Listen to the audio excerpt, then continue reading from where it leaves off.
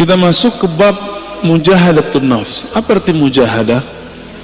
Mujahadah dari kata jahada, yujahidu, mujahadatan, fa'ala, yufa'ilu, mufa'ala.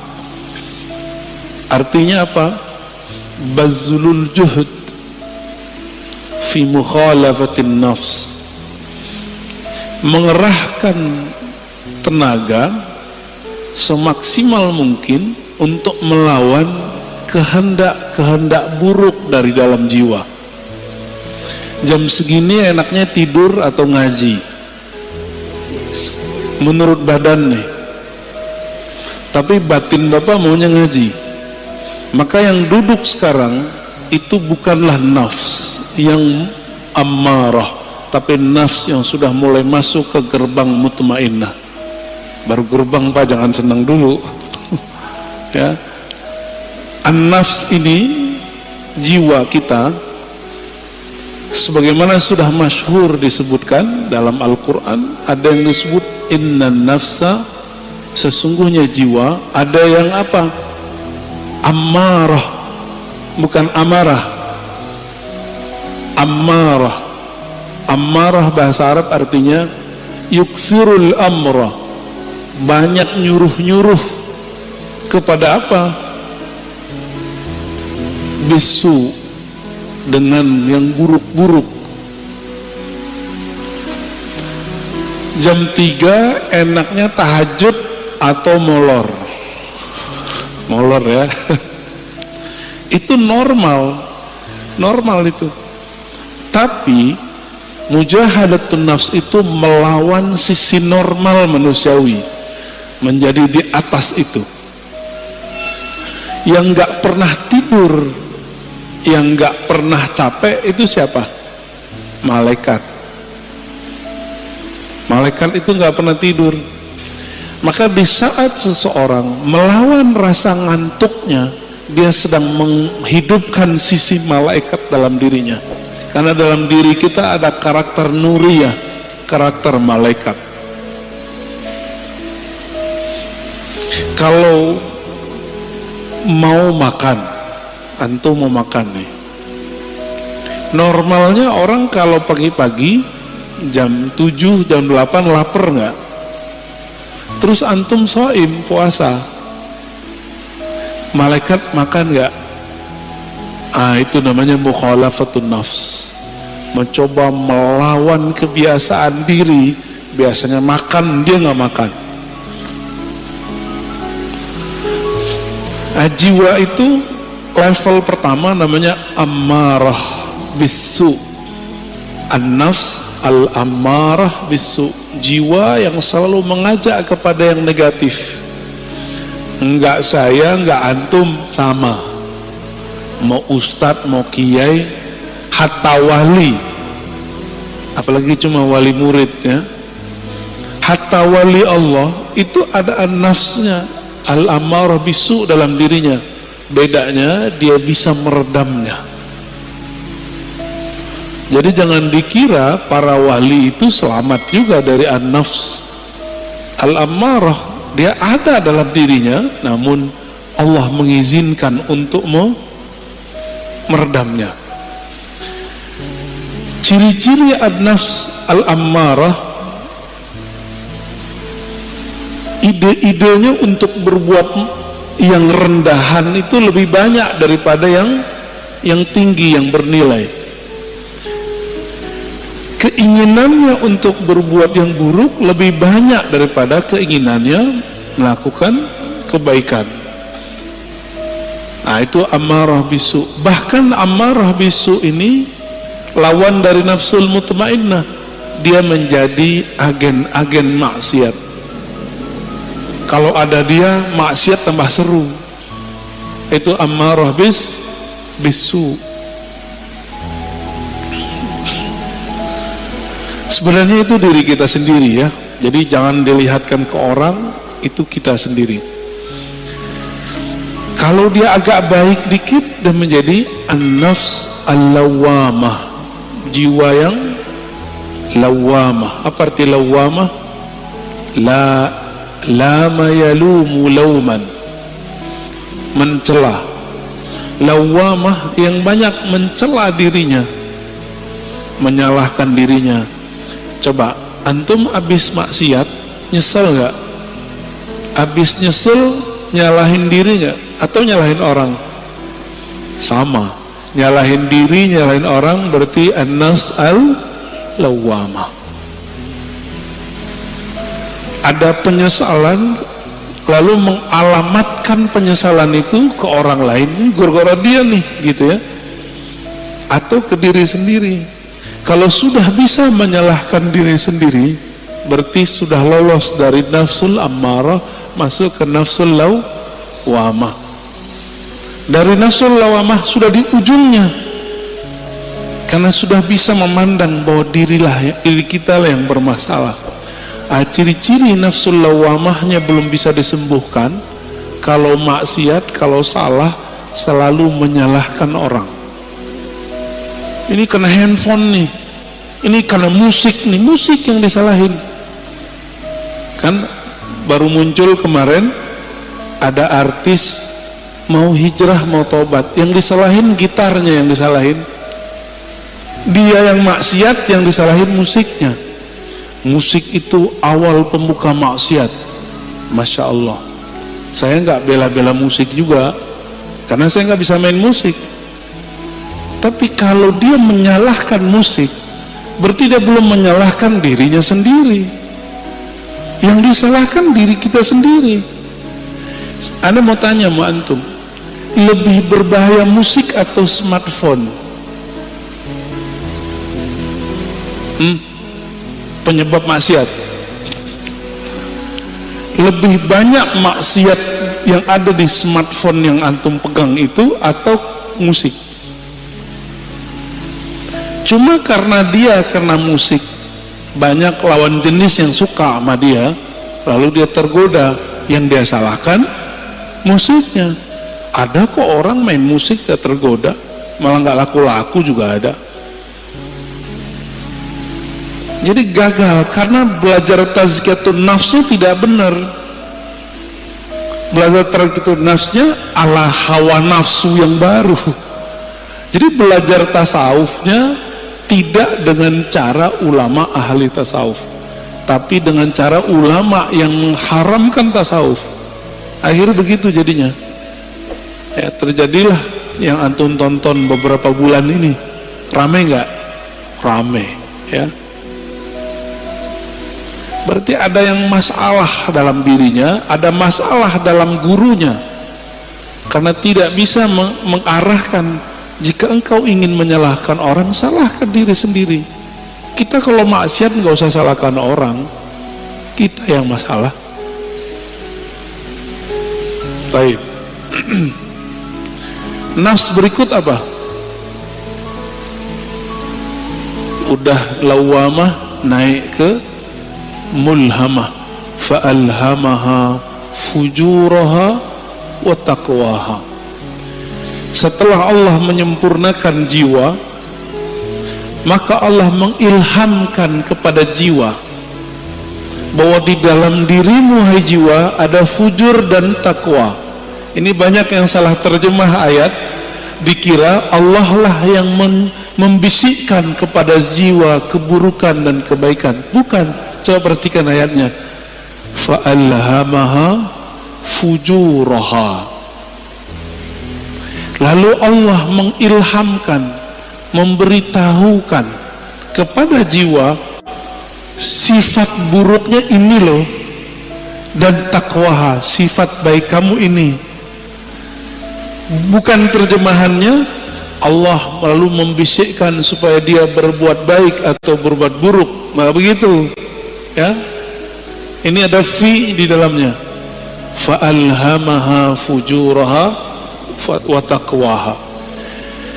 Ada satu riwayat yang masyhur di kitab-kitab, cuma sayang setelah diteliti Imam Suyuti, Imam Ibnu Jauzi, riwayatnya dhaif, tapi maknanya sahih sesuai dengan ayat-ayat ini, bahwa dahulu kala awal Allah menciptakan nafs jiwa. Ini riwayat didhaifkan, emang dhaif, setelah saya teliti dhaif, Tapi riwayat ini saya masukkan ke Israiliyat. Kalau masuk ke Israiliyat kita boleh cerita, ya. Tatkala Allah menciptakan nafs, lamma khalaqallahu nafs, ketika Allah menciptakan jiwa, maka Allah bertanya, man ana wa man anta, aku siapa, kamu siapa? Apa kata jiwa? Anta anta, ana ana. Apa kata jiwa? Ente ente, ane ane. Jadi yang suka ngomong gua, saya, itu sifatnya nafs. Jujur, suka nggak ngomong saya, menurut gua? Seneng nggak? Seneng ya? Kok dia nggak menghargai saya? Gitu. Pernah ngalamin gitu nggak? Ya. Kok dia nggak menghargai aku? Ada perasaan begitu dalam berinteraksi? Berarti nafsnya lagi on, Pak. Lagi on itu. Ditanya lagi, man anta wa man ana, siapa kamu, siapa aku? Sama jawabannya, aku, engkau. Makanya sifat egois itu sifatnya nafs, bawaan nafs. Jadi nafs ini itu dulu pernah Allah Subhanahu wa taala celupkan kepada bi'iruz zulumat, ke dalam kegelapan syahwat. Masing-masing kita punya, Pak. Walaupun soleh-soleh ini kayaknya, berjenggot, berkopiah, bergamis, bersarung, nafsu kita sama-sama jelek. Mau saya, mau antum sama. Ya, jadi nggak usah putus asa ya, biasa aja. Siapa tahu antum lebih mulia dari aneh, gitu. Dalam nafs. Tapi kalau udah merasa mulia, berarti nafsnya udah rusak. Nafsu udah rusak. Baik. Lalu Allah buatlah nafs itu lapar. Dibuat lapar itu nafs. Sekian ribu tahun dia lapar. Lalu Allah bertanya lagi, ayatuhan nafs, man ana wa man anta, saya siapa, engkau siapa? Kata Allah. Barulah nafs itu merasa butuh. Apa kata nafs? Ya Rabb, anta Rabbi, engkau adalah Rabbku, Tuhanku, sedangkan aku adalah hambamu. Inilah asal muasal daripada tazkiyatun nafs, mujahadatun nafs. Jadi nafs ini hanya bisa dikekang dengan satu hal, lapar. Gak bisa lebih, gak bisa kurang, gak bisa lebih dari itu, gak bisa kurang juga dari itu. Dibikin lapar dia. Jadi kalau antum merasa bahwa kok susah ngelola diri ini, puasa. Jangan hanya puasa fisik, mulai puasa yang sifatnya lebih detail. Pernahkah kita puasa gadget? Pernahkah kita puasa ngomong yang buruk-buruk? Jangan puasa ngomong nggak ngomong sama sekali. Puasa tidak ngomongin orang, bisa nggak? Pernahkah kita puasa tidak memikirkan dunia? Syekh Abdullah Faiz Ad-Dagestani An-Naqsyabandi itu kalau beliau terpikir dunia, beliau tobat mandi wajib, mandi tobat. Ada orang begitu, Pak. Kalau kita baru bangun tidur ingat dunia nggak? Nyari handphone, bener. Antum bangun tidur gak nyebut nama Allah, Allah cemburu. Untung masih dikasih nyawa bangun subuh. Alhamdulillahirabbil alamin. Baik. Itu an-nafs al-mulhamah. Allah ngasih tahu kepada jiwa, di dalamnya ada fujur, kekejian, kehinaan, syahwat yang meledak-meledak, dan juga ada taqwaha, ada nilai baiknya. Maka sampai nanti, sampai kita mati, ini gak akan selesai. Walaupun sudah naik jadi nafsu mutmainnah. Maka jangan pernah merasa aman dari diri kita. Saya nggak pernah merasa diri saya aman. Apalagi udah sok-sok suci, doain orang lupa doain diri sendiri. Aku doakan kalian husnul khotimah, dia lupa sama dirinya sendiri. Baru tobat dari musik, udah sok menggurui orang lain. Dia belum tobat daripada egonya. Baru hijrah beberapa bulan, udah berani menggurui orang lain, lupa menggurui dirinya. Lalu melihat orang lain yang melakukan hal masa lalu dia dengan pandangan hina. Kita agak sedih dengan orang-orang begini, ya. Sedih dengan diri kita sendiri. Kok kita mau juga nonton orang begitu, ya. Baik. Inilah gerbang mulhamah. Jika dia sudah mengenal sisi buruknya dan juga mengenal sisi baiknya, kira-kira kalau orang berakal ngikutin yang mana? Karena dia sudah tahu di dalam dirinya ada sisi buruk, dia tidak menyesali putus asa kalau terjebak pada maksiat. Emang dari sononya udah begitu. Fa'alhamaha fujuraha wa taqwaha. Memang karakternya nafs ini begitu. Dia mengikuti yang rendah-rendah, fujur. Ada yang halal, maunya yang haram. Emang begitu kita. Maka Bapak Saudara, maka Allah, kalau kita sudah tahu, coba lihat filosofinya. Kenapa Allah tidak pertama kali mengatakan fa'alhamaha taqwaha wa fujuraha, tapi yang dimulai apa? Fujur dulu baru taqwa. Walaupun secara bahasa Arab wow itu artinya setara, tapi secara makna apa kata Imam Syafi'i? Ibda bima bada'ahu Allah. Imam Syafi'i itu kalau ketemu ayat susunan, maka beliau mengatakan mulailah memperhatikan dari mana Allah memulai. Itulah rahasianya, bahwa orang itu pasti muncul dulu fujurnya, kekejiannya. Jangan-jangan saya lebih keji daripada antum, kan nggak tahu juga. Jangan-jangan yang berbicara ini lebih hina daripada yang mendengarkan. Tapi jangan putus asa. Allah itu ngasih tahu bahwa diri kita hina. Kalau kita terjebak, jangan putus asa. Kita punya sisi yang takwa, disebut tobat, gitu. Maka orang-orang yang bertobat dari masa lalunya dengan menyalahkan dirinya sendiri, tidak menyalahkan orang lain, lalu mentazkiyah dirinya, membersihkan dirinya, baru kemudian membicarakan yang lain. Orang ini sudah mulai naik ke makom berikutnya, an-nafs al-mutmainnah, jiwa yang tenang. Lalu bagaimana cara supaya jiwa itu bisa dibersihkan? Maka kita katakan mujahadah itu nama sekolahnya, kurikulumnya namanya tazkiyatun nafs. Bisa bedain. Tasawuf itu nama kampungnya. Jadi tidak ada namanya tazkiyatun nafs kalau tidak bertasawuf.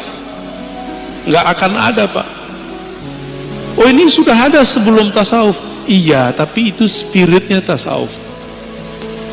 Tazkiyatun nafs itulah yang disebut dengan taubah. Tazkiyatun nafs itu disebut dengan taubat.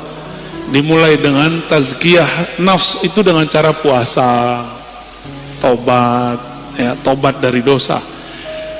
Jadi kalau kita turunkan tasawuf, mujahadatun nafs, apalagi tazkiyatun nafs, begitu modelnya. Jadi kalau ada orang mengajak kajian tazkiyatun nafs tapi tidak memulai dengan tasawuf, gimana kurikulumnya? Pasti ada halalnya, pasti ada kelemahan-kelemahannya. Kayak gitu modelnya. Karena nggak tahu petanya tadi, dimulai dari jiwa yang 4. Ammarah, lawamah, mulhamah, baru masuk mutmainnah. 4 aja udah cukup dulu sebelum yang 3 yang lain. Jadi taubat itu bukan saja dengan cara mencela maksiat kita. Taubat itu dengan cara tazkiyah, itu pertama. Lalu tahliyah yang kedua. Apa arti tazkiyah? Membersihkan diri dari yang kotor. Kita kalau mau sholat, tubuh kita kotor, kita langsung sholat atau mandi dulu? Mandi itu namanya tazkiyatun nafs. Mandinya orang-orang maksiat tobat. Supaya simbol dan maknanya nyatu, maka ada namanya mandi tobat. Pernahkah kita mandi tobat? Maka mulai pagi ini coba Bapak sekali sehari niat kalau mandi itu mandi tobat. Mau ngamalin? Ya. Jadi ketika kita mandi, kalau mandi tobat berani nggak pakai celana? Maka pakai kain basahan. Kecuali antum bukan mandi tobat, pakai kain basahan atau pakai celana kita mandi. Cara mandinya gimana? Mulai dari wudhu, lamain di kaki, siram kaki kita dulu. Udah siram kaki, mulai pundak, baru kepala. Niatkan, ya Rob, ampuni dosaku, jadikan dosaku hanyut seperti hanyutnya daki-daki di badanku dengan air ini. Dalam hati kita ngomong. Itu cara mandi tobat. Dulu mandi tobatnya cuma diajarkan di surau-surau, zawiyah-zawiyah. Ini sekarang kita bagiin aja lah, ya. Lama amat antum mau jadi orang bener. Kita juga lama mau jadi orang bener. Dulu harus ngaji dulu. Nah, sama-sama belajar bener kita, ya. Mau ngamalin ya, sama-sama kita amalkan mandi tobat. Bid'ah itu Ustaz, ya makan aja tuh bid'ah itu. Ini udah diamalkan banyak ulama. Dari mana dalil mandi tobat? Teman-teman, orang masuk Islam mandi nggak? Dianjurkan mandi nggak? Bener. Maka ada mandi dari kafir masuk Islam. Dari situ ulama kita ngambil, kita sudah Islam, melakukan maksiat, udah tahu lebih gede nggak dosanya? Lebih gede dosanya. Maka secara batin lebih kufur. Masuk lagi ke ranah iman, kita mandi lagi. Dari situ dalilnya. Ya. Jadi mandi tobat bukanlah bid'ah, mandi tobat adalah sesuatu yang lebih sunnah daripada mandinya orang kafir masuk Islam. Orang kafir masuk Islam wajar, dia tadinya kafir, sekarang masuk Islam. Kita ini sudah Islam, tapi melakukan kerjaan orang-orang kafir. Lebih kufur gak? Lebih wajib gak kira-kira mandi tobatnya? Menurut saya itu lebih wajib, ya. Coba mandi tobat. Ini amalan para wali Allah. Para wali Allah itu, teman-teman, sahabat-sahabat karena Allah, amalan intinya itu tobat. Tobat itu adalah praktek tazkiyatun nafs. Ini ada orang ngaji tazkiyatun nafs tapi nyalahin ini, nyalahin itu nggak benar tazkiyatun nafsnya. Kalau mau jadi diri kita benar, orang lain benar, mulai dari tobat. Tobat itu isinya apa? Muhasabatun nafs wa nadmuha. Menghitung-hitung kesalahan diri lalu menyesalinya. Maka Nabi berkata, an-nadamu taubah. Hadis sahih. Yang disebut taubat itu kamu menyesali. Bagaimana mungkin menyesalinya kalau tidak pernah menghitung kesalahan diri sendiri? Pernah nggak ngitung kesalahan kita? Yang ada kita ngitung kesalahan orang, kesalahan gitar, kesalahan musik lagi yang disalahin, orang teman lagi yang disalahin. Itu di luar nggak ada. minum khamar itu tua, kalau nggak diminum nggak masalah kan? Masalahnya antum minum itu aja. Baik. Tasawuf dalamnya apa? Mujahadatun nafs. Dalamnya lagi apa? Tazkiyatun nafs. Inti tazkiyatun nafs apa? Taubat. Ciri-ciri orang tobat, dia suka mencari kesalahan dirinya sendiri, bukan kesalahan orang lain, apalagi kesalahan kelompok lain. Paham? Apalagi kesalahan thariqat lain, manhaj lain. Kalau di dunia kerja, ciri-ciri orang yang sudah tobat, pribadi tobat, dia kalau ada kesalahan dalam pekerjaan tim tidak suka menyalahkan kawannya, tapi dia suka menyalahkan dirinya sendiri. Makanya kemudian prinsip-prinsip agama ini sudah menjadi sistem dalam perusahaan-perusahaan. Ada namanya report, benar.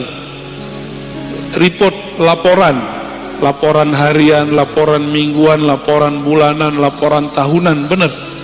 Itu namanya muhasabah. Jika orang-orang sekarang bekerja untuk dunia pakai prinsip tobat, kenapa untuk akhirat tidak menggunakan prinsip tobat? Jika ada perusahaan tidak menggunakan sistem report, kira-kira dia punya kemajuan nggak masa depan? Nggak ketahuan dia maju. Dia ngerasa maju tapi nggak maju-maju. Samalah kira-kira begitu. Jika seorang jiwa, suatu kelompok sibuknya dengan kesalahan orang, tidak sibuk dengan kesalahan diri sendiri, spiritualnya gak naik-naik. Ya, jumlah orangnya bisa tambah banyak, tapi jiwa mereka tidak berkualitas. Di dalam Al-Quran Allah berfirman, wajahidu fillahi haqqa jihadih, dan berjihadlah, bermujahadalah, ya. Mujahidu artinya bermujahadahlah fillah. Jadi ada dua, jihad itu fi sabilillah, sedangkan mujahadah fillah. Bisa bedain? Jihad di jalan Allah, kita sedang memperjuangkan agama Allah, itu namanya jihad fi sabilillah. Tapi kalau kita sedang melawan diri sendiri, itu namanya jihad fillah. Jihad mengalahkan diri, memenangkan Allah, itu namanya surat Al-Hajj ayat 78. Ini dalilnya kita.